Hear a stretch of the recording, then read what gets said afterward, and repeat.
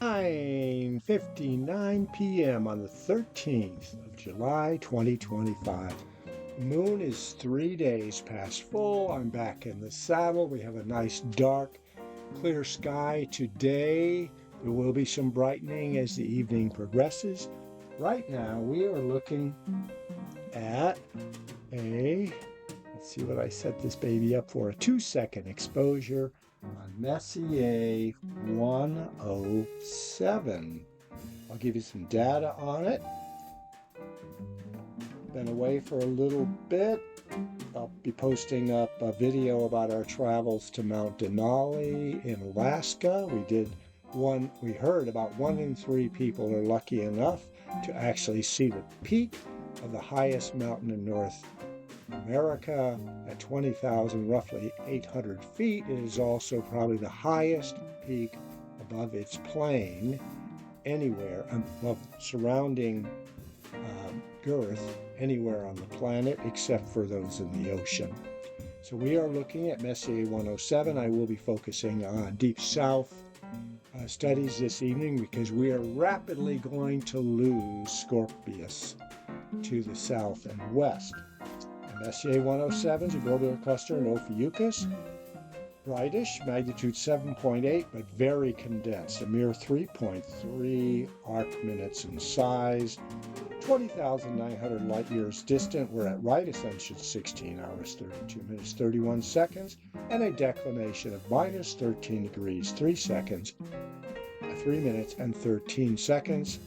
I should point out that globular clusters are considered by myself a city of stars and can have anywhere from maybe 10,000 stars to over 1 million if they're highly dense.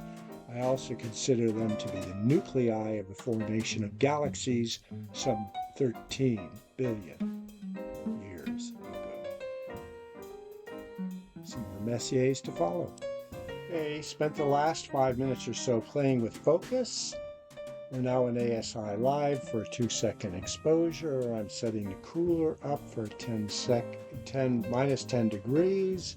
I have noise reduction on, 2-second exposure. Let me play a little bit with optimizing presentation. That's pretty good right there.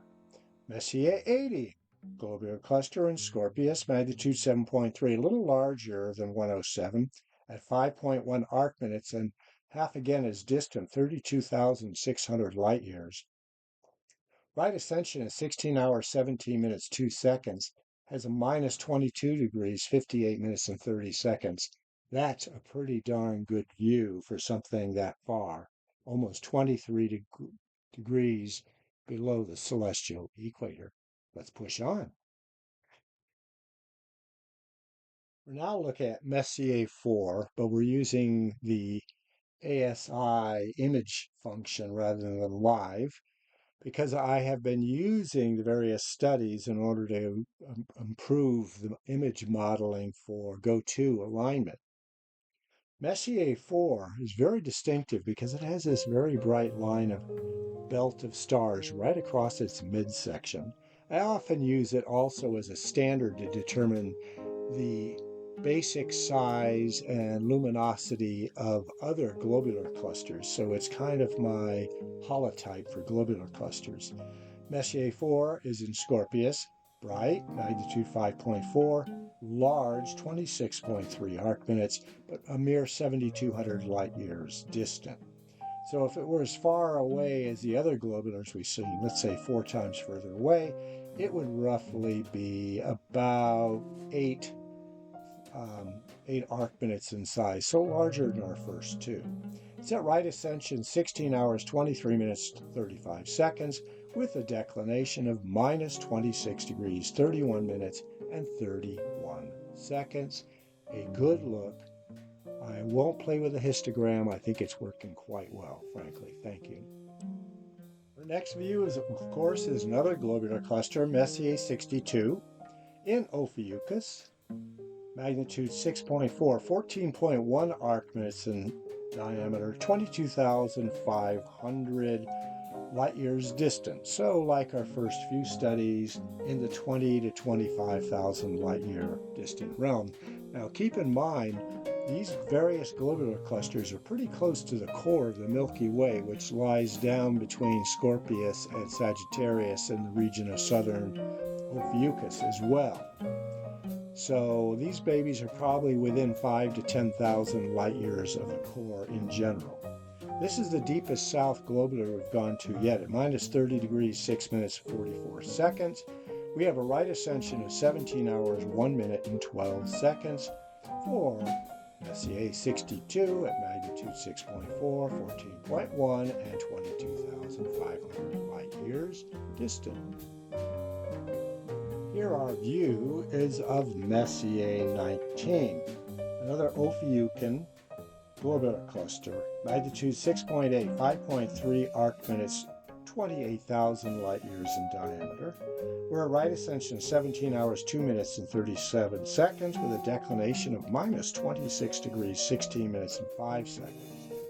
And seeing Ophiuchus, the snake charmer here, I'm reminded of the second series of Roswell television segments where the real baddie, Mr. Jones, played by the same character that was Max, basically had his religious cult called the Ophiuchian cult, snake charmers, and of course the snake is serpens.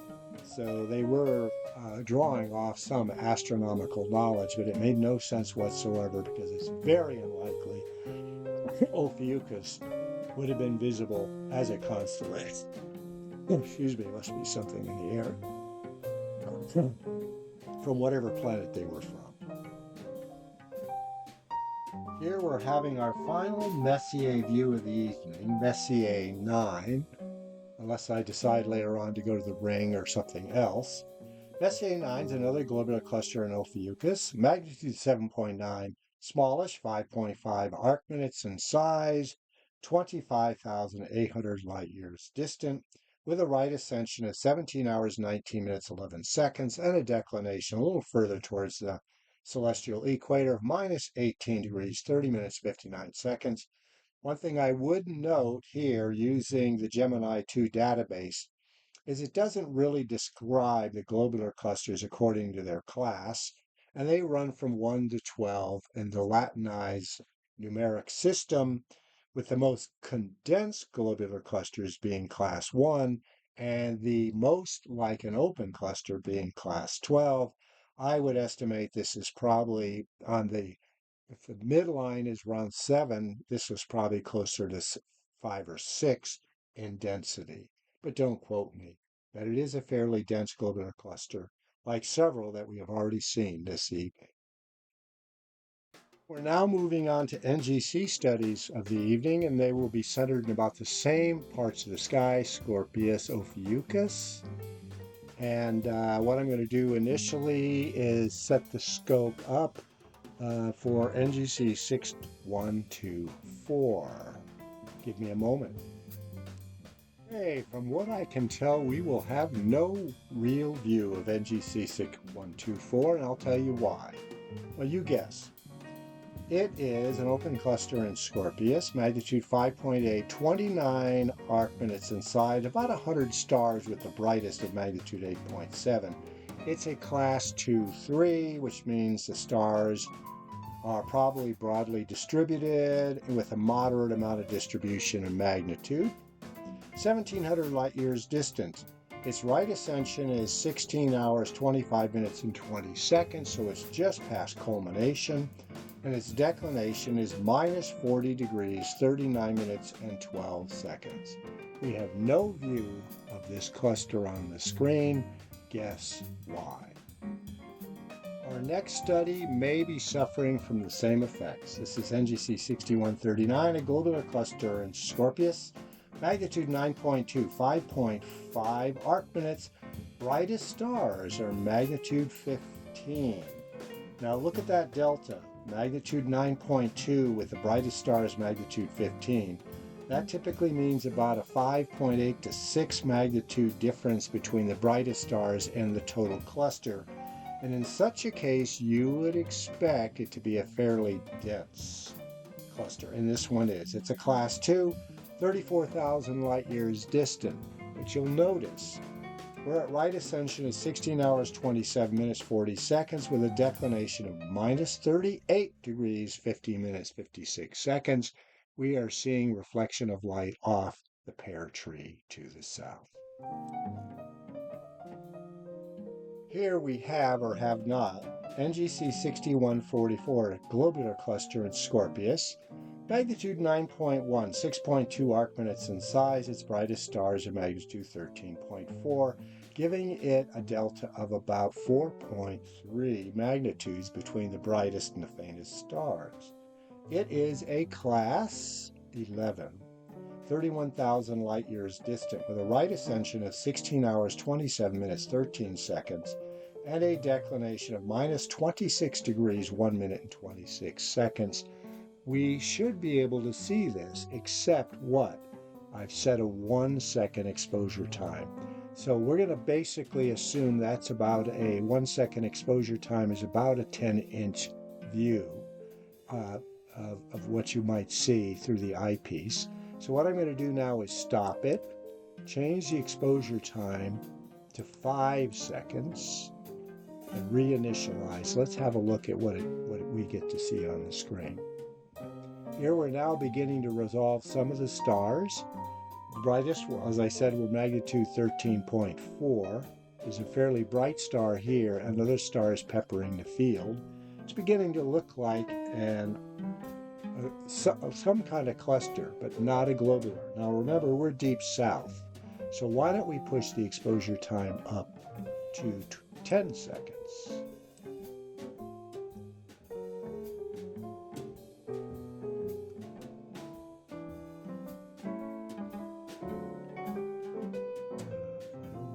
What are you doing here? No, I do not want auto run. Sorry, let me take a break from this for a second. This is a little intriguing here. I switched over to ASI Live and went back to 1 second exposure. This is a 1 second exposure, and we're starting to reveal something of, let's say, just an open cluster. So let's progress now to a 5 second exposure. All right. There may have been a histogram issue in the ASI, the previous ASI version. We're now in ASI Live. We're at a 5 second exposure time. This is clearly a globular cluster. You can see it's brighter, 13.5 magnitude members with some condensation towards the core, which is indicative of globular clusters. Let's push it again. We're going to pump it up to 10 seconds. Now, on the other mount, using the 6-inch Newtonian, we would not be able to run beyond 10 second exposure times. But here it is, obviously a globular cluster. We're revealing more and more of it. I haven't played with the histogram yet, and typically that's needed at longer exposure times because you start revealing more background light. Nor have I gone ahead to 125, 150x, which is what we're seeing here. We're going to make one final leap because with the Gemini 2 mount here, Losman D, we should be able to run 30 second exposure times if I don't move around too much in the observatory.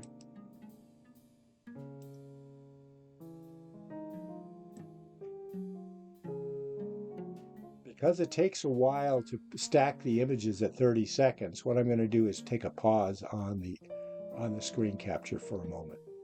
Okay, a 30-second exposure captures quite a bit of background luminosity in the sky, so you do have to play with the histogram settings as you push the limits. Here is our 30-second exposure of NGC 6144, globular cluster in Scorpius, magnitude 9.1, 6.2 arc minutes in size, brightest star is 13.4, a class 11, 31,000 light years distant. We're at declination minus 26 degrees. We're not getting any obstruction, but the sky can tend to be a bit bright down there. Usually I do not press beyond minus 30 degrees in terms of declination. Can improve this view a little bit with the histogram. And there we have our little exploration of NGC 6144. I'm now back to 10-second exposures, and that's what I'll settle in at for the evening, unless we go after a galaxy or so. I've gone to NGC 6171. We have seen this earlier, but not as an NGC. We saw it as a Messier.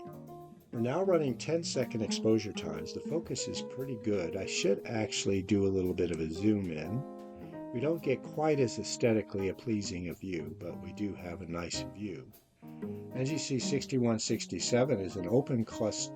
Oh, I must have the wrong one. Nope, misquoted. It's a 6171 is a globular cluster in Ophiuchus. Its magnitude is 7.8, 3.3 arc minutes in size. That was the smallest of the globular clusters we saw as Messiers.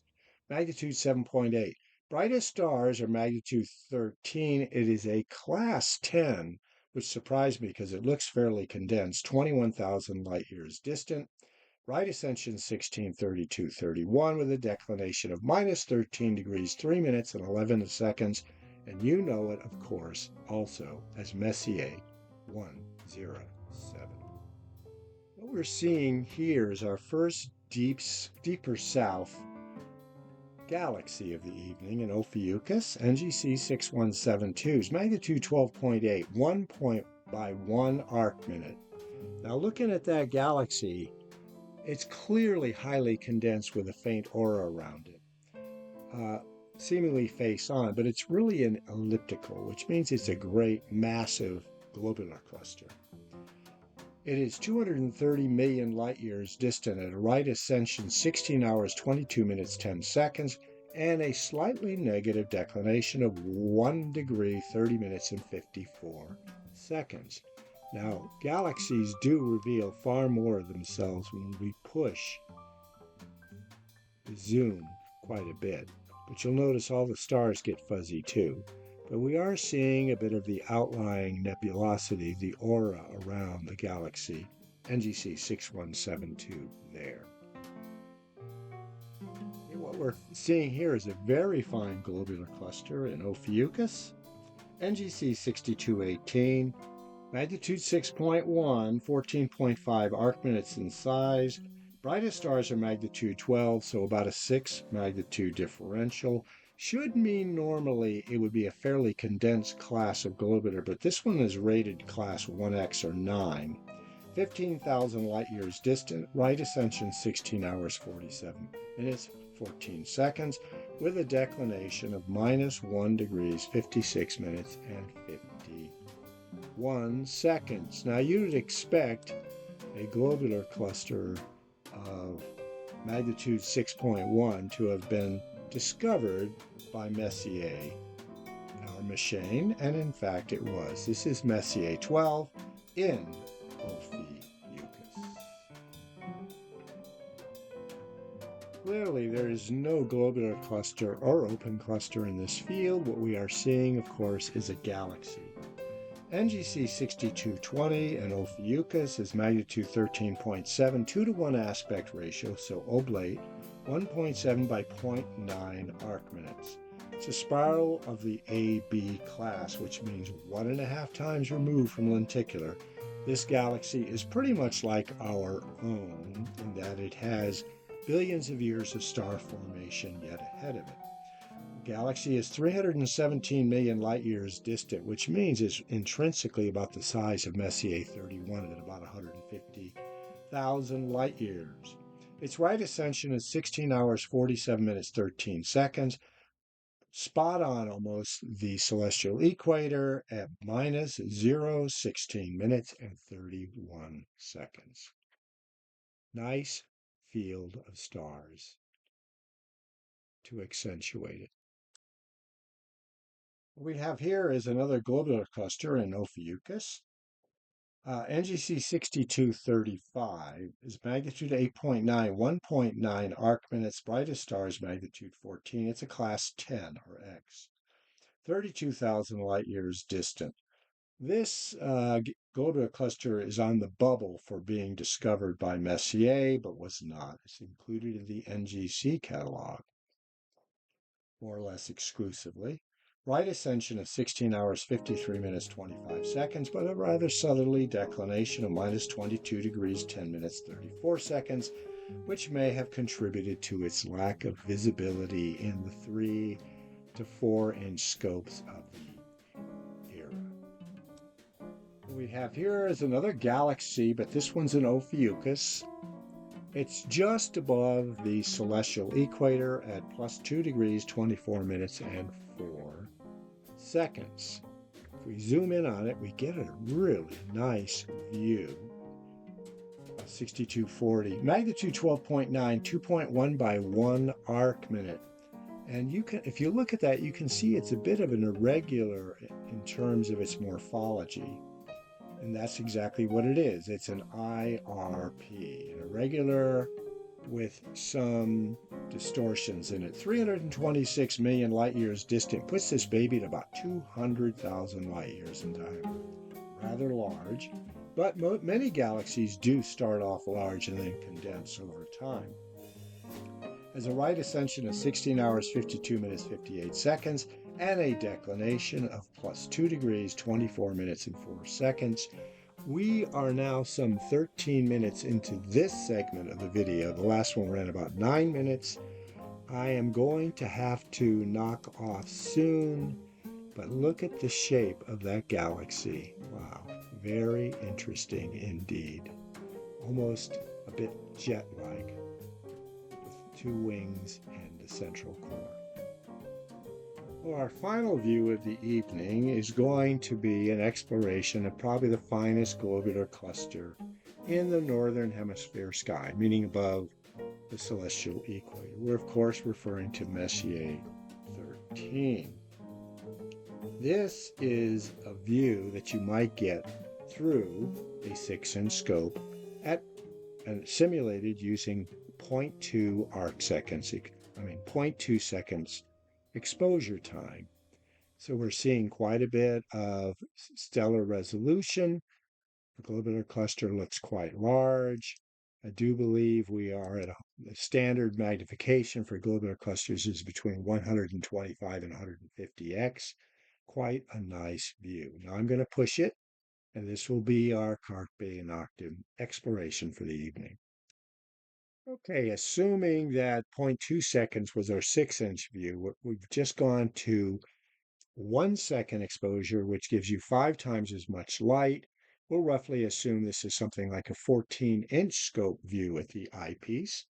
We're getting lots of resolution. Now, I have seen this globular cluster, Messier 13, through a 30-inch Newtonian reflector at Fremont Peak in California. I would say that view is somewhat comparable to, at the eyepiece, to what we're seeing now, but let's just assume this is around anywhere from 12 to 15-inch aperture view, and we will explore our next. We'll jump to 5-second. Okay, assuming the last view is somewhere around 12 to 15 inches, we've now gone up to 5-second exposure, adding another almost between 1.5 and 2 magnitudes to our reach. We're seeing Messier 13, as you might expect to see it on a really good night. This probably is slightly better or roughly equivalent to a 30-inch scope view right now. One final look. Here we have our 30-second view. So now we're well beyond any real calculating. It's totally unbelievable that through a 6-inch scope using a CMOS, using an imaging system like the ZWO system, that we're probably getting something around a 50-inch aperture scope eyepiece view. And this is the view that we should be expecting at 30 seconds exposure. I'll play with the histogram a little bit. There's a nice background sky to it right there. Huge amount of condensation. Now I'm going to do one more explanation because the Losman D mount will handle 30-second views, but let's see if we can double up on it. Well, we are getting stellar doubling here. The ASI Live could not find matched triangles, but had we been able to resolve the stars better, we'd be saying Mount Wilson. Anyone? Carpe Noctem.